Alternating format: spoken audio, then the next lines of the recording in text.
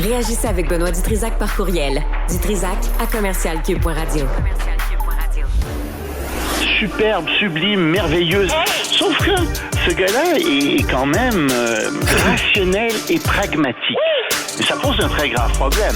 Je t'assure qu'il n'y a aucun politologue sérieux qui va te dire « Oh, j'ai le droit! » Un politologue, pas comme les autres. Loïc Passy. C'est pas le temps de faire ça. Loïc, bonjour. Et bonjour Benoît, est-ce que je peux rajouter une petite touche internationale sur ce que tu disais avec Alexandre? Ah, je t'en prie. C'est qu'au Canada, puis au Québec, en termes de médecins, par rapport à la moyenne de l'OCDE, on a 50% de médecins qui nous manquent. Donc, il faudrait qu'on ait 50% de médecins de plus. Il y a une rareté artificielle de médecins au Québec. Alors, qui l'a créé? Je suis pas sûr.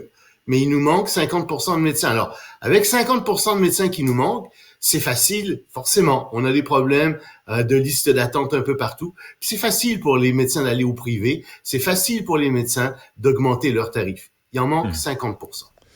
Bon, et pendant ce temps, on échange des prisonniers contre du fric. Ça, c'est pas une belle nouvelle, hein? Il me semble que c'est pas la stratégie qui est souhaitée là dans les cas d'enlèvement. Non, Israël, par exemple, a toujours refusé de faire ça en disant si vous prenez des gens, on les considère comme morts et on vous donnera jamais plus d'argent, disait-il aux C'est rough, ça, un peu. Ouais, mais garde là. Ouais. T'as 5 personnes qui ont été échangées. Il y en a 2, on ne sait pas qui c'est. 3 qui sont, semble-t-il, des gens qui ont la double nationalité américaine, iranienne. C'est épouvantable pour eux, là, on est d'accord. Mais l'Iran vient de se faire dégeler 6 milliards de dollars de fonds qui étaient gelés en Corée du Sud contre 5 personnes.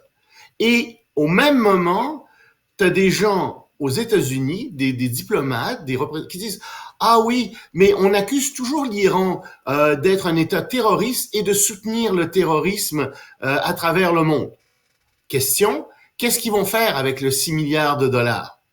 Vous sauvez la vie de 5 personnes, mais en fait, vous faites tuer combien de personnes avec ce 6 milliards de dollars-là? Ouais. C'est comme ça qu'on peut le dire aussi. Et l'Iran, soit dit en passant. Il faut le dire, l'Iran, là, présentement, depuis un an, depuis la mort de...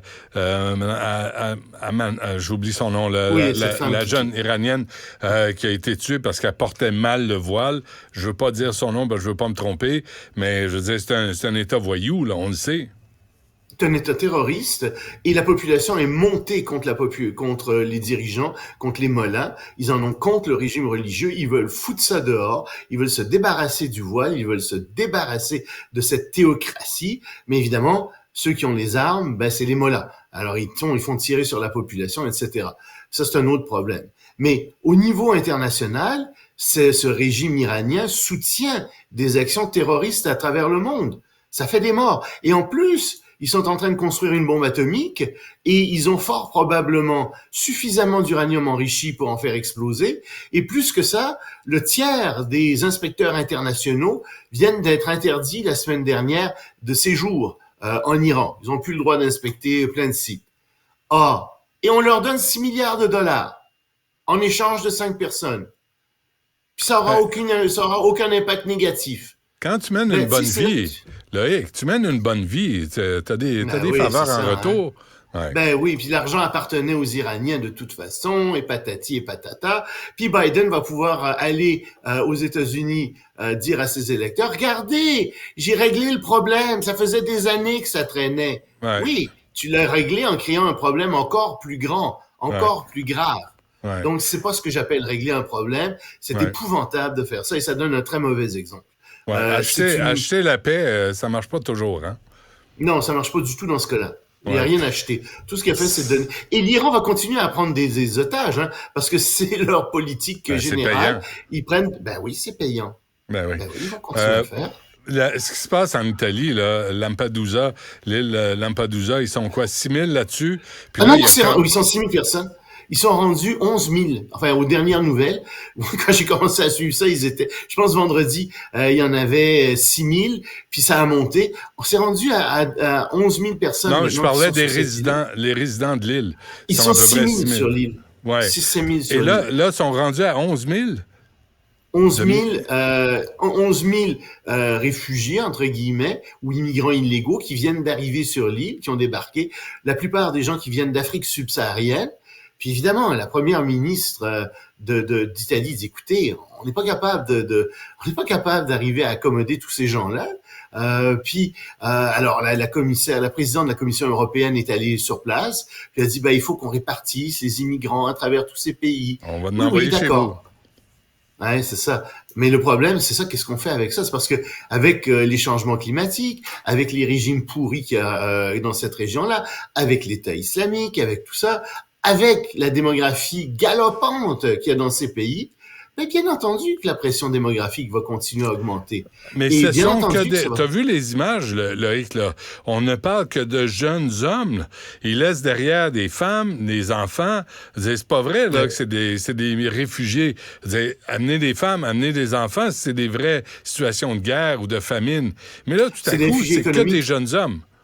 Ben oui, c'est parce qu'ils rêvent de venir faire fortune en Europe. Et ils s'imaginent qu'ils vont pouvoir ensuite faire venir leurs enfants. Tu sais, quand tu vas en Europe, tu as droit au système d'assurance maladie, tu as droit à toutes sortes de choses. Hein. Alors, c'est bien être là comparativement à ce qu'ils vivent comme situation. Et s'ils arrivent à rester assez longtemps en Europe, ben oui, ils vont faire venir leur famille par la suite. Mais c'est pas personnel, là, ce que je dis là, c'est des gens comme toi et moi, c'est des gens qui certainement méritent un meilleur sort dans la vie.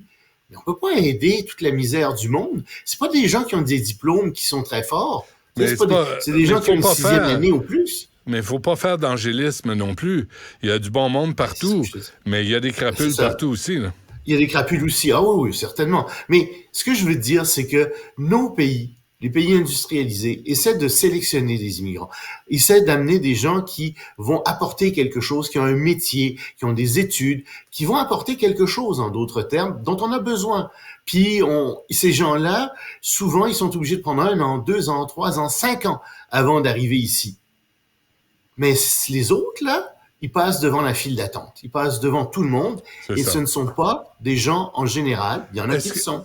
As-tu l'impression... Mais c'est pas des gens qui vont rapporter à l'économie en général. Moi, j'ai lu aussi la théorie que c'était un mouvement migratoire organisé. Tu sais, que là, tu peux pas avoir 6-7 000 personnes qui arrivent en même temps, au même endroit, avec les mêmes ressources, si c'est pas organisé. Je ne sais pas si c'est organisé. Ce que je sais, c'est que ça fait l'affaire de plusieurs personnes, à commencer par les passeurs. Il y a des bandits qui s'enrichissent de manière éhontée là-dedans, probablement de connivence avec des hommes politiques qui sont là aussi, c'est certain.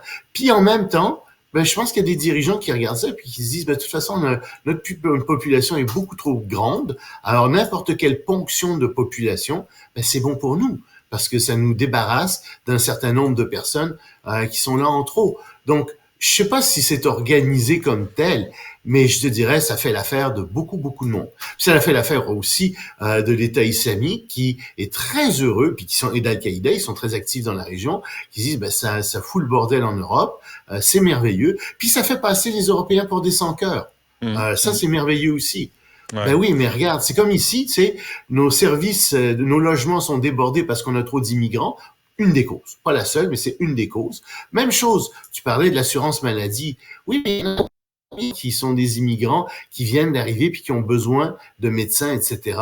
Même chose avec plein de services gouvernementaux. Tu sais, il faut pas non plus, comme tu disais, il faut pas faire d'angélisme. Moi, je veux bien qu'on accueille beaucoup de gens, mais à un moment donné, trop, c'est trop. C'est comme l'eau, tu sais. Tu as besoin d'eau tous les jours. Mais si tu en prends trop, tu vas te noyer. En tout cas, l'histoire n'est pas terminée. On y reviendra, Loïc. Avant qu'on se quitte, qu'est-ce que tu préfères, la Havane ou les écoles brûlées? On va aller aux écoles brûlées en Belgique parce que ça n'a aucun sens. Figure-toi qu'il y a des fondamentalistes religieux musulmans et chrétiens qui brûlent des écoles, 8 écoles. Pourquoi est-ce qu'ils les brûlent? Parce que le gouvernement veut donner des cours de sexualité. Et alors là, ils sont partis en disant, on va enseigner aux enfants très jeunes toutes sortes de notions comme l'orgasme et choses. Pas du tout.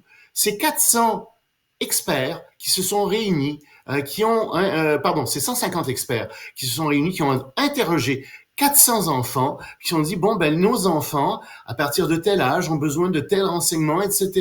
Puis il faut qu'on enseigne ça dans les écoles.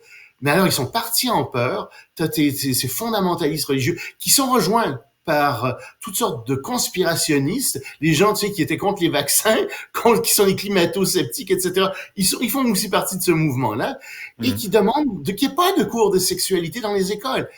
La raison fondamentale, c'est que les religions tiennent les gens, entre autres, par le ventre et par la sexualité. Et les religions, ces fondamentalistes religieux, veulent avoir sur leurs ouailles l'exclusivité du discours sur la sexualité. C'est ça qu'ils veulent. Ils veulent pas de vrais faits, etc.